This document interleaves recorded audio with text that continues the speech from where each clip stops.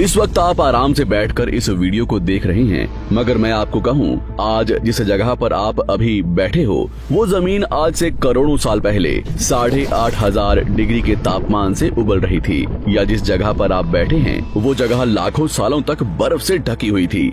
ये दोनों बातें सच हैं। इस 15 मिनट की वीडियो के अंदर आप पृथ्वी के 450 करोड़ साल के सफर को देखने वाले हैं। जिस जगह आज हमारा सौरमंडल है वहाँ विभिन्न प्रकार की गैस और धूल के बादल हुआ करते थे। वैज्ञानिकों के मुताबिक इन धूल के बादलों से दूर एक तारा हुआ करता था। वक्त के साथ साथ उस तारे की ऊर्जा कम होने लगी, जिसके कारण उसके अंदर एक विशाल विस्फोट हुआ। विस्फोट की वजह से अंतरिक्ष की ये धूल एक दूसरे से दबने लगी।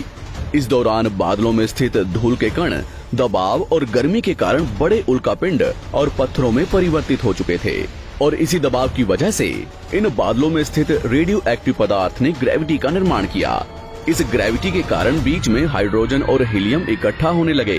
बीच के इस भयंकर दबाव के कारण एक विशाल विस्फोट हुआ, और इसी विस्फोट के कारण हमारे सूरज का जन्म हुआ।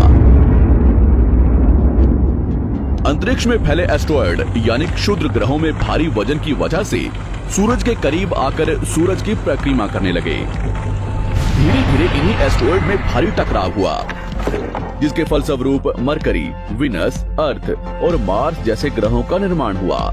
वैज्ञानिकों के मुताबिक उस वक्त पृथ्वी और मार्स यानी मंगल ग्रह के बीच थिया नामक ग्रह सूरज की परिक्रमा किया करता था। पृथ्वी पर ग्रेविटी होने की वजह से सूरज की परिक्रमा करने वाले एस्टेरॉयड अब पृथ्वी की परिक्रमा करने लगे, और धीरे धीरे करोड़ों सालों तक ये पृथ्वी पर गिरते रहे। और ऐसी घटना हमारे पड़ोसी ग्रह थिया पर भी हो रही थी, जिसके कारण थिया पृथ्वी के और करीब आने लगा और आकर पृथ्वी से टकराया। इस भयंकर टकराव की वजह से पृथ्वी के हिस्से कणों के रूप में अंतरिक्ष में फैल गए और एक रिंग्स की तरह पृथ्वी की परिक्रमा करने लगे। इन्हीं परिक्रमा करते हुए कणों में टकराव होने लगा, जिसके कारण हमारे चांद का निर्माण हुआ। उस वक्त पृथ्वी पर सिर्फ एक ही समुद्र हुआ करता था, और वो था 1900 डिग्री सेल्सियस की तापमान पर उबलते हुए लावे का। उबल रही थी वो सारी चीजें जिसे आज आप अलग अलग नाम से जानते हैं। वक्त के साथ साथ पृथ्वी धीरे धीरे ठंडी हो रही थी, जिसके कारण पृथ्वी के भारी तत्व जैसे धातु और रेडियो एक्टिव पदार्थ पृथ्वी के केंद्र में जाकर इकट्ठा हो गए, और हल्के पदार्थ पृथ्वी की सतह पर आ गए। लाखों सालों तक पृथ्वी पर उल्कापिंडों की बरसात हुई, और इन गिरते हुए उल्कापिंडों में जमा था नमक, मिनरल्स और पानी।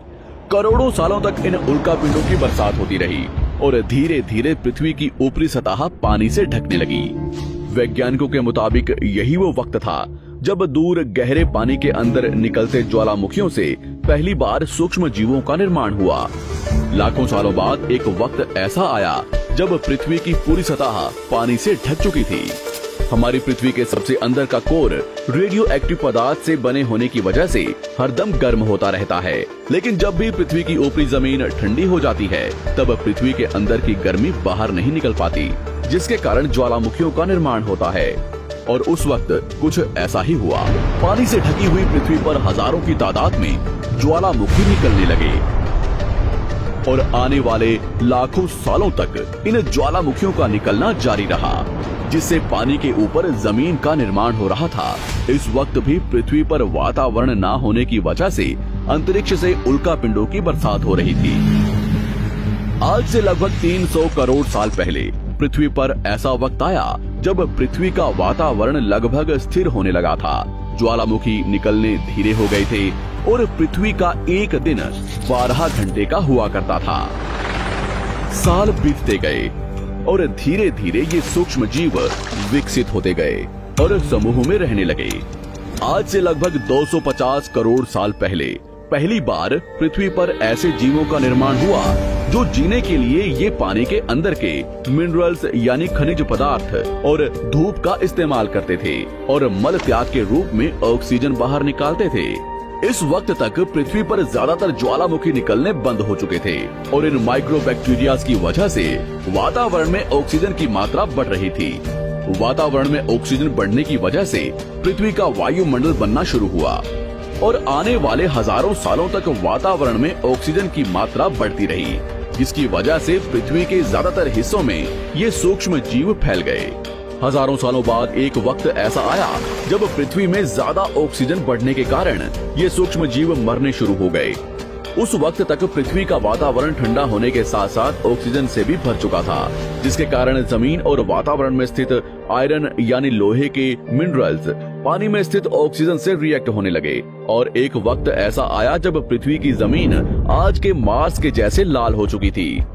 वक्त बीतने के साथ साथ धरती की टेक्टोनिक प्लेट्स में दरार होने लगी, जिसके कारण पृथ्वी के अंदर का लावा जमीन की तरह कई लाखों सालों तक खुला उबलता रहा। और यही वो कारण था जिसके कारण पृथ्वी के वातावरण में कार्बन डाइऑक्साइड की मात्रा बहुत बढ़ गई और पृथ्वी पर एसिड की वर्षा शुरू हो गई। एसिड रेन की वजह से पृथ्वी का तापमान घटने लगा और तापमान इतना घटा कि पृथ्वी के ऊपर स्थित पानी बर्फ में परिवर्तित होने लगा। पृथ्वी पर पहली बार भयंकर आइस एज आया।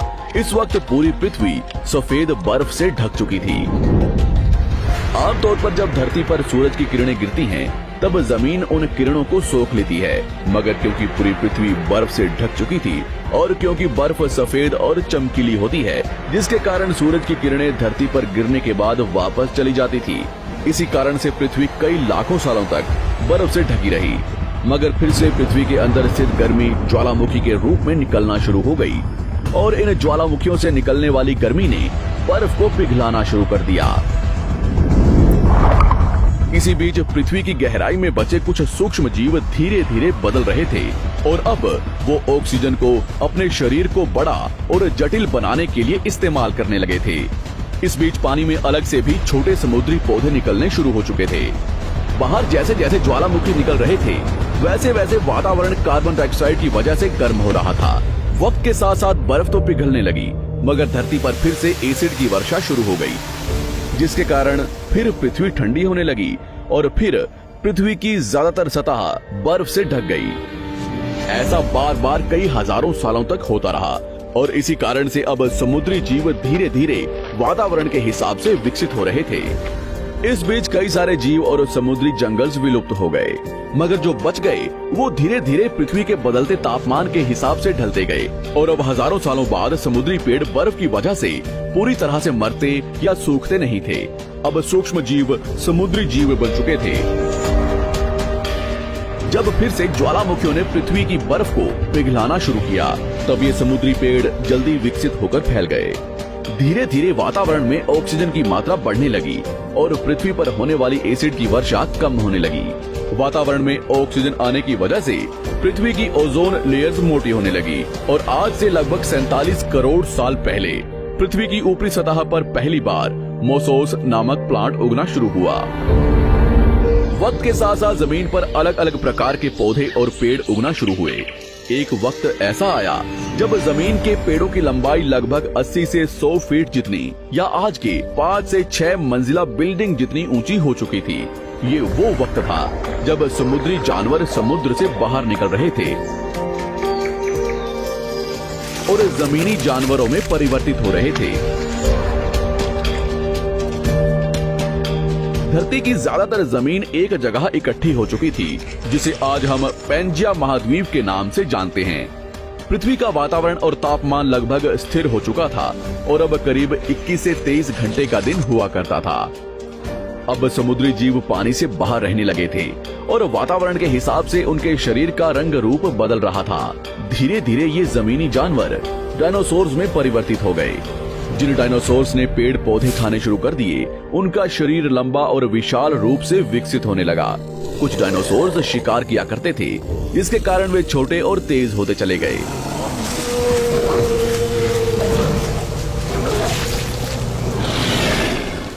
पृथ्वी की ऊपरी जमीन एक जगह इकट्ठी होने के कारण ज्यादातर जमीन रेगिस्तान और बंजर हो चुकी थी। ज्यादातर जंगल समुद्र के करीब हुआ करते थे, जिसमें डायनासोर्स रहा करते थे। आज से लगभग 20 करोड़ साल पहले पैंजिया महाद्वीप टूटना शुरू हो गया। पैंजिया के विभाजित होने की वजह से पृथ्वी की ज्यादातर ऊपरी जमीन पानी के संपर्क में आने लगी, जिसके फलस्वरूप पृथ्वी पर हरियाली बढ़ती गई, जिस वजह से डायनासोर्स और ज्यादा विभिन्न और विशाल होते चले गए। डायनासोर्स ने आने वाले लगभग 20 से 30 करोड़ सालों तक पृथ्वी पर राज किया। उस वक्त डायनासोर्स समुद्र से लेकर जमीन और आसमान तक पूरी पृथ्वी पर राज किया करते थे। इस दौरान अफ्रीका से टूटा भारत सीधे आकर आज के तिब्बत से टकराया और इस टकराव की वजह से हिमालय का निर्माण हुआ। आज से लगभग 6.5 करोड़ साल पहले पृथ्वी की तरफ आज के माउंट एवरेस्ट से भी बड़ा लगभग 4.5 लाख करोड़ किलो जितना वजनिया उल्कापिंड लगभग 80,000 किलोमीटर प्रति घंटे की स्पीड से पृथ्वी की तरफ आ रहा था। पृथ्वी की सतह को छूते ही उसमें भयंकर आग लगी और वो जलते हुए सीधा पृथ्वी से टकराया। इस टकराव से निकलने वाली ऊर्जा आज के 10 करोड़ परमाणु बम एक साथ फटने के बराबर थी।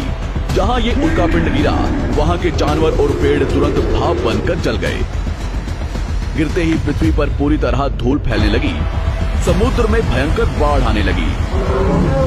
भूकंप और आग ने पृथ्वी को जलाना शुरू कर दिया। कुछ ही घंटों में पूरी पृथ्वी के वातावरण में हानिकारक गैस और धूल की वजह से पृथ्वी नर्क हो चुकी थी। डायनासोर्स घुटन, आग और भूखमरी से पूरी तरह विलुप्त हो गए।